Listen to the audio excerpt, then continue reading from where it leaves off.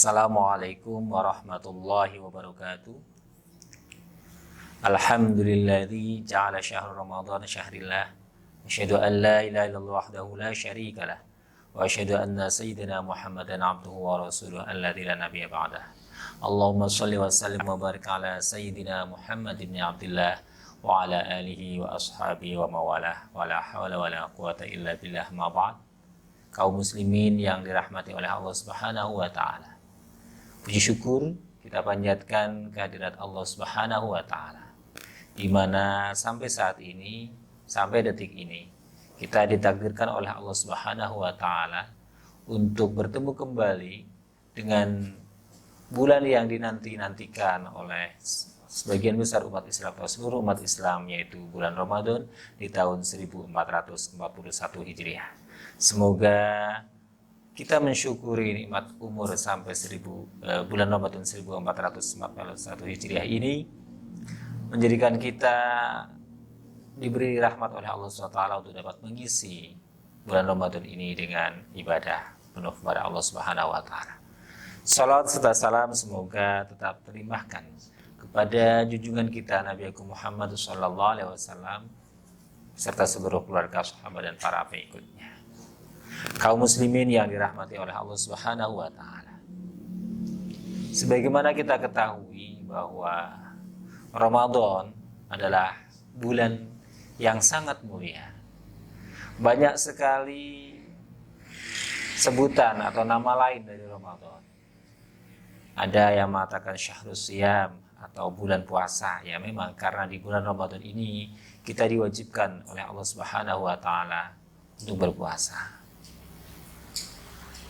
Sudah menjadi dalil yang populer dalam surah Al-Baqarah ayat 183. Allah berfirman, "Ya ayyuhalladzina amanu kutiba alaikumus syamu kama kutiba alal ladzina min qablikum la'allakum tattaqun." Hai orang-orang yang beriman, telah diwajibkan atas kalian berpuasa sebagaimana diwajibkan kepada orang sebelum kamu supaya kamu bertakwa. Jadi tujuan Allah mewajibkan kita berpuasa di bulan Ramadan ini adalah karena Allah sayang kita supaya kita menjadi orang yang bertakwa. Banyak sekali definisi tentang takwa. Dan Allah Subhanahu wa taala memberikan derajat kemuliaan kepada orang yang bertakwa sebagai orang yang paling mulia di sisi Allah. Allah berfirman, "Inna akramakum 'indallahi atqakum." Oleh karena itu, mari kita isi bulan Ramadan ini untuk menuju derajat itu. Salah satu cara yang dapat kita lakukan di tengah pandemi COVID-19 di tahun ini, yaitu kita memperbanyak beribadah di rumah. Memperbanyak ibadah di rumah dengan cara bagaimana? Dengan cara kita selain melaksanakan kesunahan-kesunahan seperti sholat tarawih di rumah, tapi yang bisa dilakukan sepanjang hari ketika kita berpuasa adalah dengan kita membaca Al-Quran. Mari hiasi rumah kita dengan bacaan Al-Quran. Rasulullah bersabda, "Nawwiru buyutakum bitilawatil Quran." Hiasilah rumahmu atau sinarilah rumahmu dengan bacaan Al-Quran. Jadi ketika kita ingin menjadi orang bertakwa, salah satu amaliyah yang dapat kita lakukan adalah dengan cara kita memperbanyak tilawatil Quran atau memperbanyak bacaan Al-Quran di rumah kita. Bahkan Rasulullah dalam sabdanya yang lain yang artinya bahwa perumpamaan rumah yang di dalamnya tidak dibacaan Al-Quran adalah seperti kuburan. Atau bedanya adalah rumah dengan orang yang membacakan Al-Quran di rumahnya dengan orang yang tidak baca Al-Quran di rumahnya adalah seperti orang yang hidup dan orang yang mati.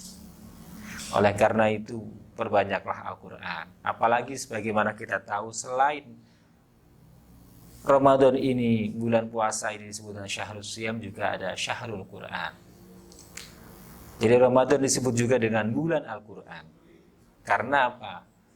Karena di dalam Ramadan Al-Quran diturunkan oleh Allah Subhanahu wa taala. Sebagaimana firman-Nya, "Syahrul Ramadan alladzi unzila fihi al-Qur'an hudal lin-nasi wa bayyinatin minal huda wal furqan." Di bulan Ramadan Allah menurunkan Al-Quran yang bisa menjadi petunjuk bagi manusia dan menjadi penerang atas petunjuk itu, serta membeda atau furqan antara yang hak dan yang batil. Jadi mari di tengah pandemi COVID-19 kita perbanyak Al-Quran di rumah kita. Ada hikmah lain ketika rumah itu dibacakan Al-Quran. Di antaranya adalah bahwa setan enggan masuk ke dalam rumah yang di dalamnya dibacakan Al-Quran. Bahkan dalam hadis Rasulullah mengkhususkan apabila seseorang membaca surah Al-Baqarah di dalam rumahnya, maka setan enggan masuk. Ketika setan enggan masuk di dalam rumah kita karena kita bacakan Al-Quran, maka kehidupan rumah tangga kita pun akan tentram. Kehidupan rumah tangga kita pun akan diliputi dengan kebahagiaan.